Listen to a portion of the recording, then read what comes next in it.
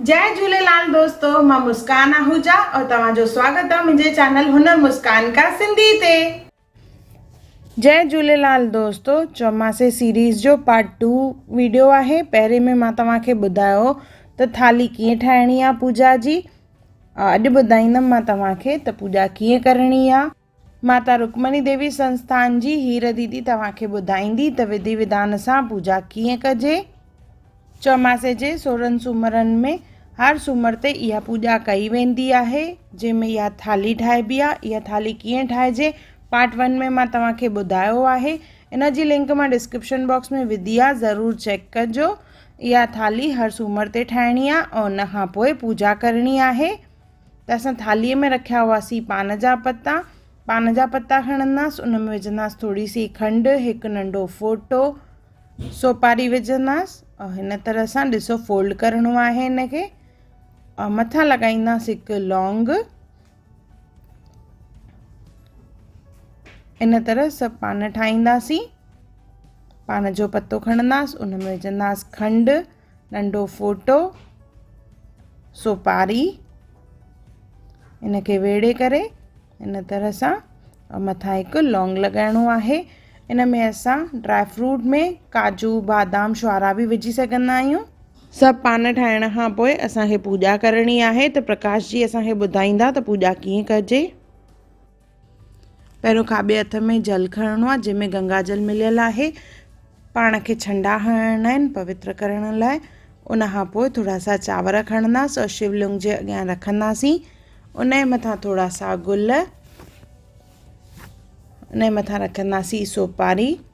इन सोपारी जी असांखे पूजा करणी आहे। इहा सोपारी कीअं ठाहिजे, कीअं ॾाइजे, इन जो मां वीडियो पहिरियों ई अपलोड कयो आहे। हाणे अभिषेक कंदासीं पहिरियों पंचामृत सां सोपारीअ ते, उन खां पोइ गणपति बापा ते,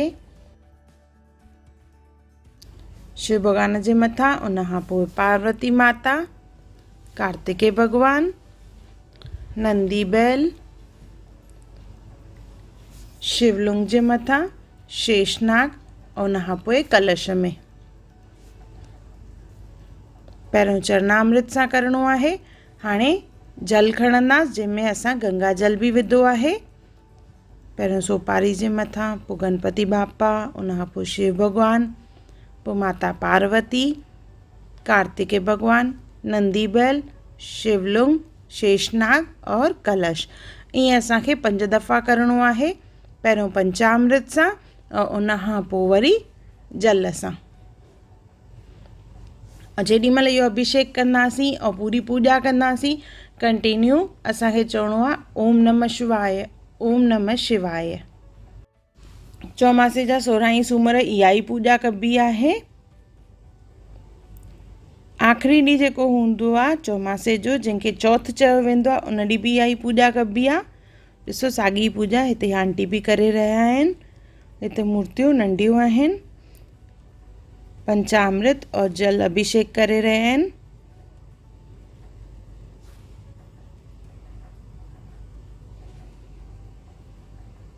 पंचामृत, उन खां पोइ जल।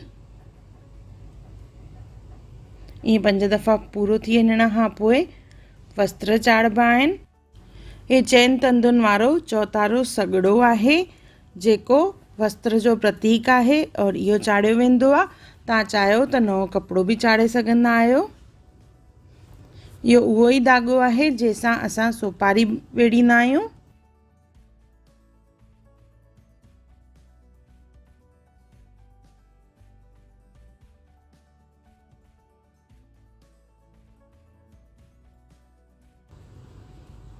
इन जी तरह सभिनी भॻवाननि ते पहिरियों वस्त्र चाढ़ींदासीं।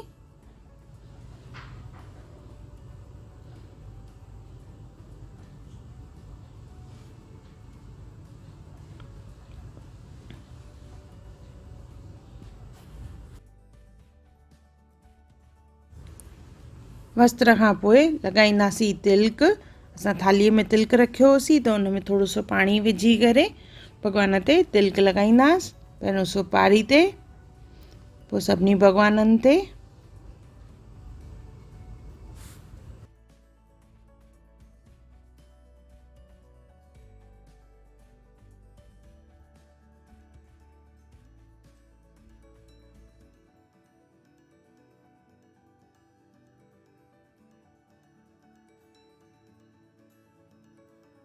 सभिनी भॻवाननि ते तिल करण खां पोइ कलश ते असां ओम कढंदासीं।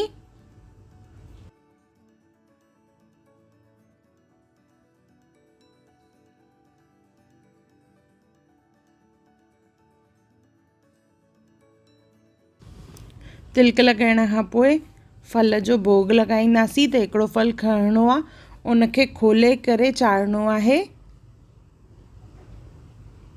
सभिनी भॻवाननि ते थोरो थोरो रखंदासीं।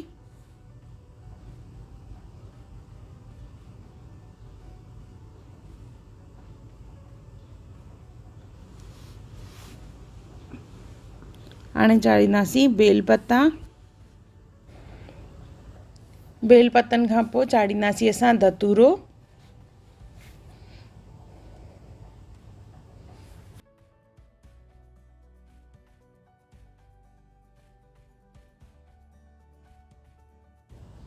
धतूरो चाढ़ण खां पोइ हिकु फल खणंदासीं, सुपारी तां छुआए करे, सभिनी भॻवाननि खां छुआए करे उहो रखंदासीं शिवलिंग जे मथां।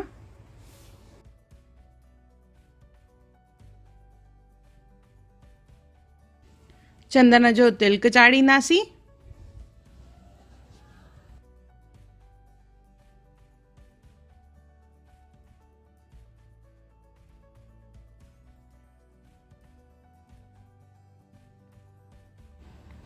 इन खां पोइ इत्र विझंदासीं ऐं ओम नमः शिवाय ज़रूरु चवणो आहे।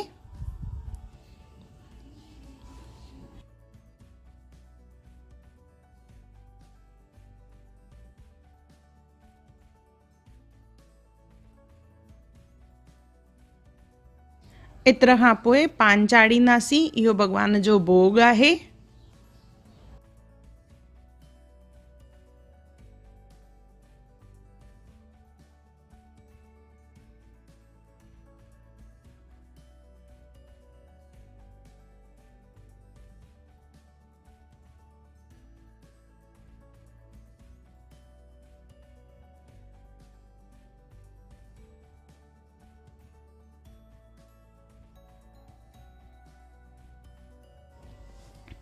इन खां पोइ चाढ़ींदासीं अंबीर गुलाल। इत्र अंबीर गुलाल तंहिंखां सवाइ वर्क, इहो भॻवान जो श्रृंगार आहे।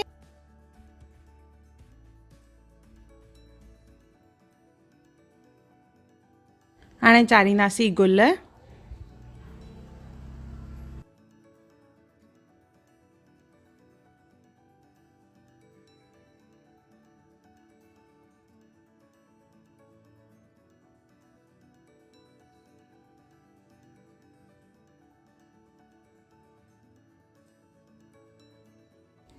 गुल विझण खां पोइ धूप अगरबत्ती ऐं ॾीओ ॿारींदासीं। इहा ई पूॼा असांखे 16 सूमर करणी हूंदी आहे।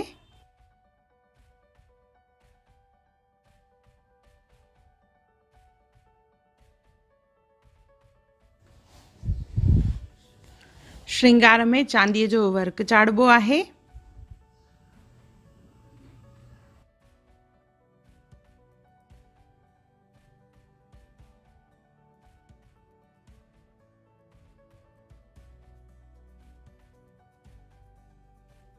इन खां पोइ चाढ़ींदासीं थाधल ऐं कमंद जो रस यानी गन्ने जो जूस।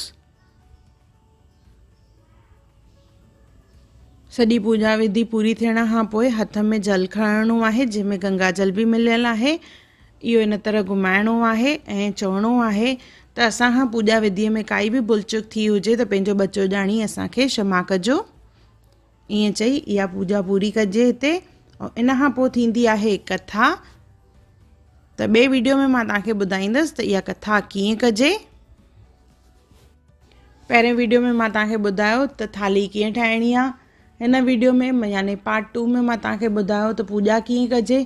टे वीडियो में मां तव्हांखे ॿुधाईंदसि त कथा कीअं करणी आहे, कथा कहिड़ी आहे हिन जी। अचो त हाणे माता रुक्मणी देवी संस्थान जी हीर दीदी खां ॿुधूं था इहा पूॼा विधि, जिते गुज़िरियल 59 सालनि खां इहा पूॼा कराई वेंदी आहे पूरे विधि विधान सां। अॼु मां मां तव्हांखे चौमासे जी विर्तन रखण जी विधि ॿुधायां थी त चौमासे जा विर्त रखण जे लाइ असांखे पहिरीं छा करणु खपे। पहिरीं पाण में हथ में जल्दो खणी करे पाण खे पौतर कंदासीं। पौतर करण खां पोइ इहे जेका सोपारी ठाहिबी आहे चौमासे जे विर्तन में, कुझु अनाज जा दाणा खणी उन 5 भॻवाननि जे अॻियां उहा सोपारी रखंदासीं। उहा सोपारी रखी करे असां पहिरीं पंचामृत खणंदासीं। पंचामृत सां 5 भॻवाननि खे ऐं सोपारीअ खे हुन सां सनानु कराईंदासीं 5 दफ़ा। हिकु दफ़ो पंचामृत, वरी हिकु दफ़ो जल जो लोटो, हिकु दफ़ो पंचामृत, हिकु दफ़ो वरी जल जो लोटो। ईअं असां 5 दफ़ा कंदासीं। हिन 5 दफ़ा करण खां पोइ असां भॻवान खे वस्त्र पाराईंदासीं। 4 तंदुनि वारो चोटारो सॻड़ो खणंदासीं, जंहिंखे चयो वेंदो आहे भॻवान जा वस्त्र। उहो हर पहिरीं सोपारीअ ते वस्त्र चाढ़ींदासीं, पोइ 5 भॻवाननि ते उहे वस्त्र चाढ़ींदासीं। वस्त्र चाढ़ण खां पोइ ईंदो आहे भॻवान खे तिलक लॻाए। भॻवान खे तिलक लॻाए करे उन खां पोइ भोजन कराईंदासीं भॻवान खे। केलो यथाशक्ति आहे, केलो, मुसंबी, सूफ़, मौसम अनुसार फल, कोई बि फल खणी उनखे खोले करे 5 भॻवाननि खे उहो फल खाराईंदासीं। बाक़ी फल चाढ़ींदासीं। बाक़ी बचियल 5 फल महाराज स्वामीअ खे ॾींदासीं, जेके असांखे प्रसाद में चेंज करे ॾींदा आहिनि। फल खाराइण खां पोइ असां भॻवान जो श्रंगार कंदासीं। श्रंगार में भॻवान खे सेंट चाढ़ींदासीं, उन खां पोइ अमीर गुलाल चाढ़ींदासीं, उन खां पोइ वर्क चाढ़ींदासीं। इहे लाइन सां भॻवान खे श्रंगार कयो वेंदो आहे। भॻवान जी श्रंगार करण खां पोइ एंड में भॻवान खां गुल, खंडु ऐं पान जो पतो भॻवान खे खाराईंदासीं, जंहिंखे चइबो आहे पान। उन में छा विझणो आहे असांखे? उन में खंडु, कतरी सोपारी ऐं लौंग, फोटा, इहे पान जे पते में शयूं विझी करे फोल्ड करे हिकु भॻवान खे इहे 7 पान जा पता ठाहिबा आहिनि। भॻवान खे असां पान खाराईंदासीं। उन खां पोइ जॾहिं इहे भॻवान जी पूजा करण खां पोइ गुल ऐं कचा चांवर ऐं खंडु, इहो एंड में सभिनी भॻवाननि जे मथां चाढ़ींदासीं। तंहिंखां पोइ हथ में जल खणबो आहे, जंहिंसां भॻवान जी आराधना कबी आहे त हे भॻवान असांखे पूजा में जेका बि भुल चुक थी हुजे सभु माफ़ु कजे। उहा आराधना करे असां पूजा जी समापति कंदासीं। इहो विर्त सॼे ॾींहं में हिकु दफ़ो खाधो खाइणु खपे। जेको महाराज फल ॾींदो आहे उन सां शाम जे वक़्तु जेको जिते बि पंहिंजी सोपारी ॾाए थो, विर्त शुरू थो करे, उतां जे मंदर जी आरती पूजा कथा खां पोइ उहो विर्त छोड़े करे खाधो खाईंदासीं। खाधो फ़क़ति सॼे ॾींहं में हिकु दफ़ो खाइणो आहे। तंहिंखां पोइ ॿियो कंहिं बि हालत में खाधो न खाइणो आहे। अहिड़ी तरह चौमासे में हर साल 4 महीना ईंदा आहिनि। कंहिं महिल 12 सूमर, कंहिं महिल 13, कंहिं महिल 14, कंहिं महिल 15। उहो हर साल जे अलॻि अलॻि हूंदा आहिनि। अहिड़ी तरह चौमासे जे विर्तनि जी पूजा कई वेंदी आहे। बोल कपिलेश्वर महादेव जय। हाणे चौमासे जी चौथ जेका लास्ट वारे ॾींहुं के माण्हू रखंदा आहिनि, के ख़ाली चौथ बि रखंदा आहिनि। उन में छा करणु खपे? या चौमासे जे विर्तनि जी पूर्णावती में कुटी जेका थींदी आहे उहा कीअं ठाहिजे? उन लाइ हिकु ई वज़न हूंदो आहे, 4.25 किला कणिक, 1.25 किलो गुड़, 1.25 किलो गिहु। इन जी कुटी ठहंदी आहे, जंहिंजा 4 हिसा कया वेंदा आहिनि। हिकु ब्रह्मण, हिकु जोगी, हिकु गौ माता, हिकु जेको प्राणी पाण विर्त रखंदो आहे।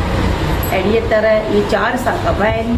उन खां पोइ सोपारीअ वारे ॾींहुं जेकी चौमासे जी पूर्णावती जंहिंखे चौथ चई वेंदी आहे, उन ॾींहुं बि विर्त रखी सघिबो आहे। उन ॾींहुं सिर्फ़ु कुटी खाइबी आहे। अनाज जो दाणो उन ॾींहुं बिल्कुलु न खाइणो आहे। प्रसाद ग़रीब घटि न करे, शाहूकार वधीक न करे। अंदाज़ो सभिनी खे हिकिड़ो ई करिणो आहे। जे कोई बि प्राणी घटि या वधि कंदो आहे त शंकर भॻवानु सख़्तु नाराज़ थींदो आहे। उहो प्राणी सख़्तु तकलीफ़ूं ॾिसंदो आहे। तंहिं करे इहो ज़रूरु ख़्यालु रखणु घुरिजे।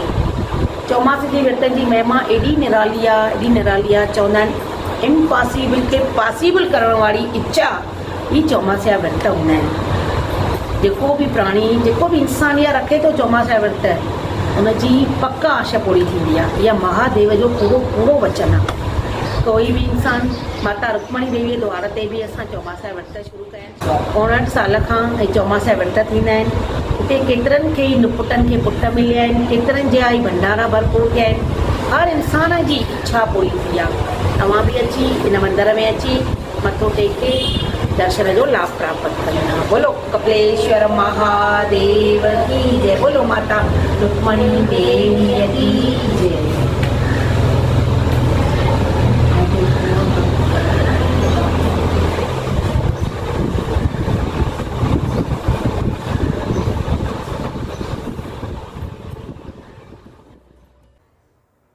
अगर तव्हांखे मुंहिंजी वीडियो पसंदि आई हुजे त उनखे लाइक कजो, मुंहिंजे चैनल खे सब्सक्राइब कजो, इंस्टाग्राम ते ज़रूर फॉलो कजो और मुंहिंजी वीडियो खे ज़रूर शेयर कजो और मुंहिंजो वीडियो ॾिसण लाइ धन्यवाद।